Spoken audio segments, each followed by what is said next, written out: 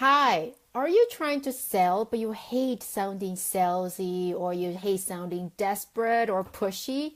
Well, if that is your question, that is your problem, stay tuned and we're going to talk about a couple of tricks to make your conversation sound a lot more authentic, comfortable, confident, but without being pushy or desperate or awkward, tongue-tied. Hi, for anybody who do not know me, my name is Melinda Chan. I'm the founder of Women Making Big Sales. We're here to take you step by step on how to sell to companies, to those big clients that are able to give you 5-figure, 6-figure sales. And we're going to break down everything, break it down to step-by-step systems so that you can implement it easily with confidence. So today we're going to talk about how to sell without sounding all salesy. I mean, it's easier said than done, right? I mean, we try to sell somebody, but your prospects, they are in the opposite direction. They are hoping not to buy from people. They do not want to buy from you. And there is that very natural opposite position between a buyer and seller. So how do we what do we say to avoid sounding all salesy and sounding all pushy? And let's talk about that. The first thing I want to talk about, we're going to structure this talk is that I'm going to create different scenarios and try to show you how you can shift from a very, buy, please buy from me to a different angles, to a different perspectives, so that your buyer will feel a lot more comfortable talking to you. And as a result, you don't sound desperate or pushy. The first thing we always encountered is that, you are a service provider or you have a product and you're trying to sell to somebody. That means that naturally, there are things to improve without working with you. For example, if you are an executive coach and you're trying to sell to a CEO of a company, naturally there are things that you think the person should improve. I mean, what's the point of working with you if the person is all perfect, right? But how do you say those things without without offending your prospective client? You think that there are a lot of things you could encourage the person, or you could improve on the person's life or a career, but how do you do that without sounding all offensive? The first thing we do is that always state the positive of the person first. Whenever you're having a conversation with a person, it could be in a networking event, it could be an actual call, business calls or sales calls, regardless of what situation is, it's always important to pinpoint some great positive aspects about your prospect. Think about, when you're speaking with a person, try to find things that you think would be great. The person should really is doing great, regardless. And, I've had a lot of conversations over my sales careers. There's always things that the person is doing right. So when you're having a conversation, the first is to address the positive. I think that, you're doing great. There are specific things you're doing great. And then treat it as opportunities. Focus on the fact that, hey, let's say you're speaking with a CEO. You can talk about the fact that you're extremely driven. And I think that is a great opportunity for you to thrive in an organization. But, obviously there are things that you think you could really improve on. And then switch that instead of saying that, oh, but you're not doing this, you're not doing that, and this is how you should do it. Instead of saying that, try a different angle. Focus on the opportunity for improvements. What are the things, if you improve on specific parts, imagine the impact, the positive impact it could have on your business or your personal life. So back to the CEO, assuming that you're executive coach selling to a CEO, you can say that you are a very driven person, and that will work really well for you who wants to really advance in your career. Yeah, maybe you need a little bit of balance in your work life, but imagine the opportunities that you could have if you just focus on a little bit of things, these a little bit of aspects of your work-life balance. Imagine how great it would make you feel and the opportunity presents when it comes to fixing their small problems.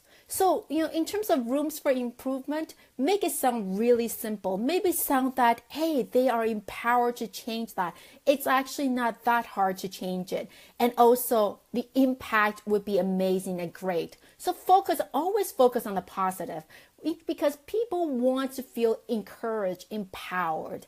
If you're trying to sell to a person and you're focused on the negative sides, things that they are not doing correctly or doing well enough, it's kind of demotivating, depressing to hear you talking about it. And after all, most people know, for example, if you tell somebody that, hey, you need to lose weight, most likely people know that we need to stay healthy. We need to focus on healthy. So make sure that the things that you need to improve on are the things that are, empowering, makes people feel positive, makes people feel that it's not that hard and I can do it. And the opportunities and the benefits to doing those things and to working with you could be amazing. So that's the first thing, when you think that, you want to tell people, hey, there are things you should improve on, focus on the positive.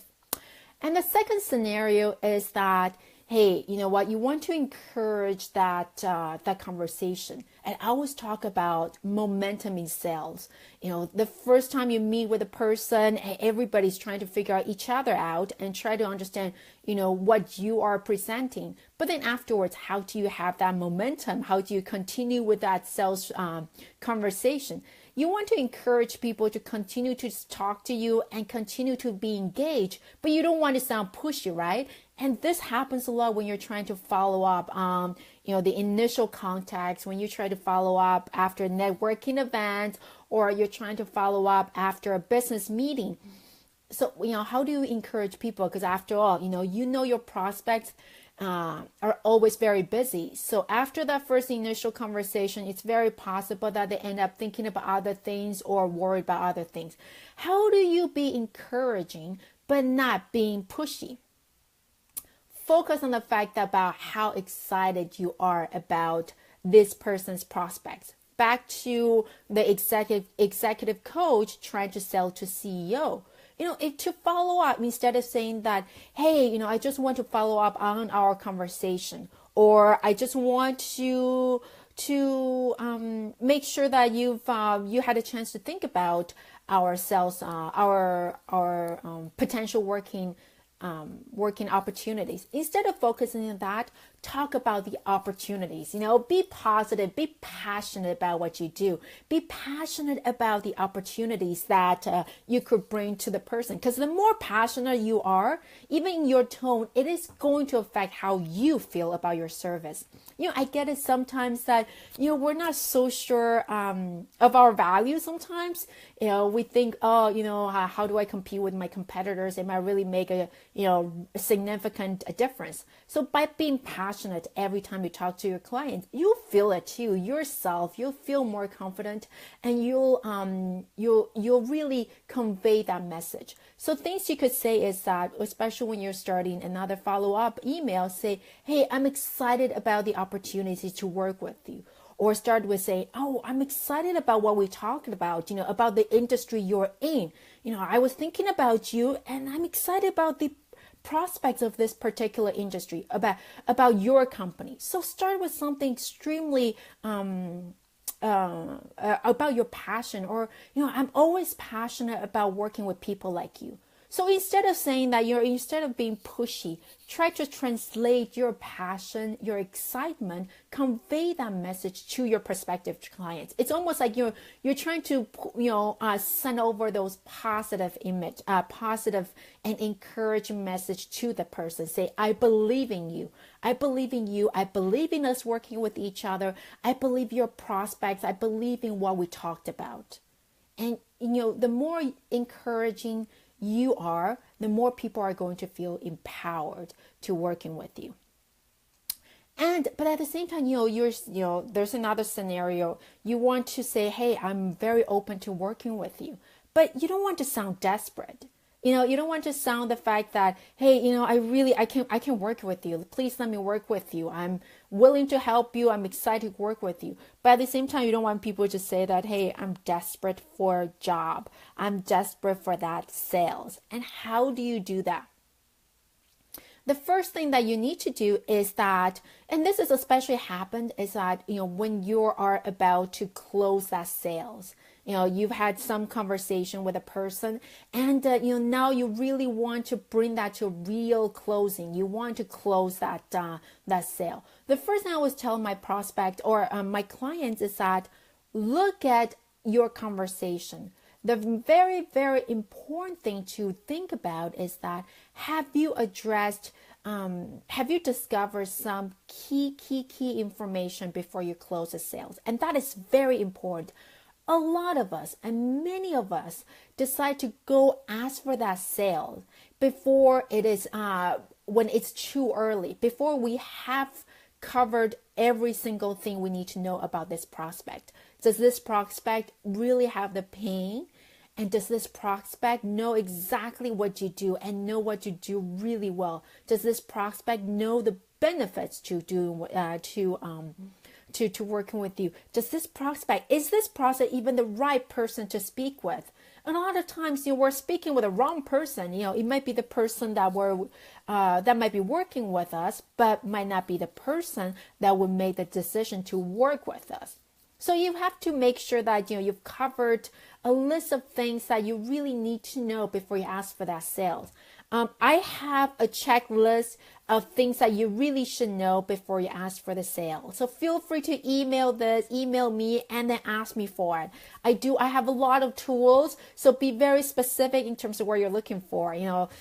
I've had people emailing me and say they're looking for, just checklists or worksheets, and tell me what it is about. Remind me that what I should be sending you. But I do have a checklist of things you absolutely need to discover before you close the sales. So when you're trying to not being too desperate, the tip number one is make sure that you only ask for the sales when you have discovered or identified all the questions you need to know, making sure that the prospect is ready. You are ready to talk about sales, because if you have not really covered the benefits to working with you, obviously it's a little bit too early to ask for the sales, and you get a little bit nervous because you don't really know everything about the prospect, and then you don't have that confidence. And when you don't have the confidence, natural that you'll start to sound desperate. So making sure that you always are ready to ask for the sales, and when you have discovered all these things, and that is very, very, very important. And when you're always ready to give and offer to help, you'll take it. There's one thing about willingness to help and be open to help, and really, really give and give and give. And that's really natural. Sometimes we are excited to work with people. I'm the same way. A lot of times when it comes to sales, when people start telling me about sales, I get excited. I want to talk about it. I want to improve people's sales skills. I want to discover all the things that they're struggling, and see if I can provide tons of values. But sometimes it's better to step back and only give one tip, and then let the person digest that information before you move on and to give more tips. And that's very important when you're trying to offer to help, but you don't want to be like super desperate, is that just give one simple tip and let the person think about it. And if the person needs to know more, the person will come back and ask for more. So that is a very important thing. And it comes down to, it's a great segue to the next point I'm going to be talking about, is understanding and respect your client's decision-making process. When your clients are trying to sell, when you're trying to sell to your prospective clients, what a lot of us don't realize that is it takes time to build relationship with your prospect. I mean, big or small, it takes time for people to know you well, to digest what you offer, to really basically in their mind, they need to frame a picture of you. They need to identify who you are and tell yourself, okay, this is a seller, this is a partner that should I continue having a relationship with.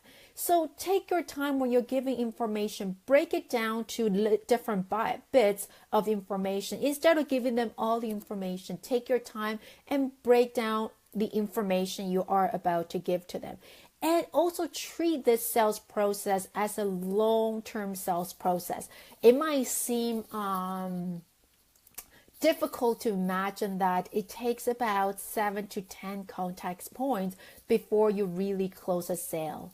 And people are like, what am I going to talk about? Within 7 contact points.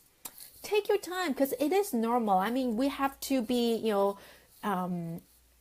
we have to be in our prospect's shoes and think about it.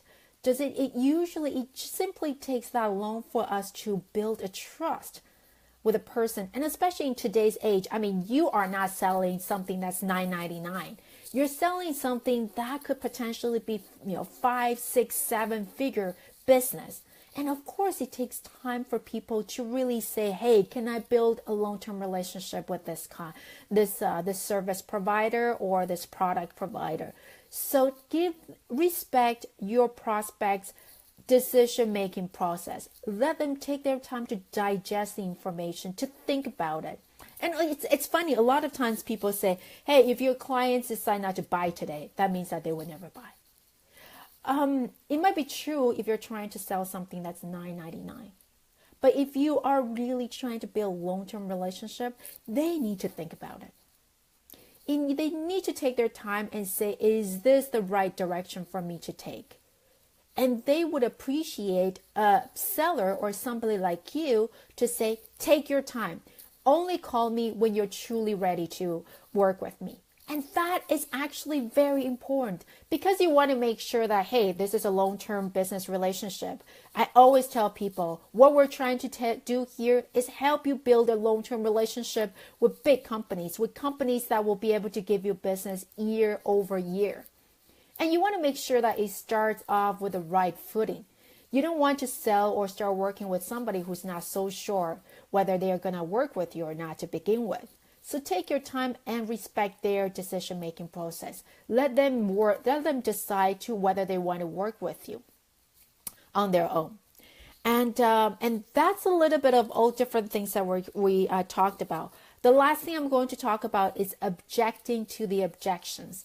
You are going to have prospective clients that would tell you that they do not want to work with you for whatever reasons. And that's, you kind of, you're listening to people saying, I do not want to work with you because, I find you too expensive, because, this is too complicated, because I think somebody else is doing a better job, whatever the objections are. And you're probably sitting there and listening to it, and you want to scream. You want to say, this is so not true. What you're saying is not true. And you don't really understand, what we just talked about. Yeah, you might want to scream, and you might want to object to your prospective clients' objections. I get it. I've been through that. I've experienced that, so I totally understand. But there are a few things that you could object to the objections without being confrontational. And that's what we're trying to do here. We're trying to create a trusted relationship rather than a confrontational kind of, secondhand car salesman kind of, buy, you got to buy from me. And that's just not the way we work. And that's not the best way to sell to somebody. And so you want to try to show your prospect that the objections might not necessarily be the right one, but without being confrontational. How do you do that? The first thing is always acknowledge their objections and say that I definitely understand where you come from. Whatever it is, it could be the money. If the client said you're too expensive, I don't have the budget.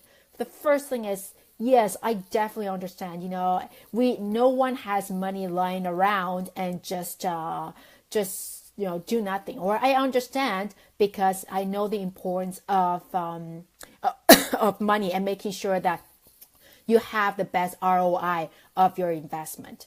But at the same time, you want to object to it, right? At the same time, you want to tell people that it is so not true. You're thinking it the wrong way. So the first is you acknowledge it. And the second thing is that, but I just want to share with you a story of my other clients. Talk about other people's experience. Talk about your other clients. Talk about other people's experience. Share with them. For example, a lot of people, if somebody is saying that, hey, you're way too expensive and I do not want to work with you. You can say, I understand that, people should, need to make sure that, they have the best return for their investment. So I definitely understand your objection. But just want to let you know, my other clients, when they work with me, they tend to have the return of investment within a very short period of time. Within 30 days, they basically make the sales a lot higher than the cost of this service. And that is, just use other people's cases or examples to demonstrate a different point of view. But at the same time, always say, hey, always respect the person and say that but at the same time, I respect where you're coming from. I'm just sharing with you somebody else's experience and what they have received instead, and to give you more information. So that is a lot softer way to show to object to the objections. So that is it. These are a few ideas to show you the importance of being positive and empowering, and try to be encouraging but not pushy. Even always show your willingness to help but not being desperate. And when to ask for sales. Make sure you ask for sales when it's absolutely ready. And also absolutely respect your clients. Respect their decision-making process. Respect why they might have objections. Respect why sometimes they are not ready to buy from you, but they always will eventually. So keep up with it, follow up with them. I hope you find this useful. Don't forget to like our Facebook page, follow us so that you continue to receive the updates from us. And also, if you are watching this on YouTube, make sure to like our page and subscribe to us, because I basically will show you some behind the scenes tips to selling to companies. So make sure you do not miss any information. Thank you, and I'll talk to you next time.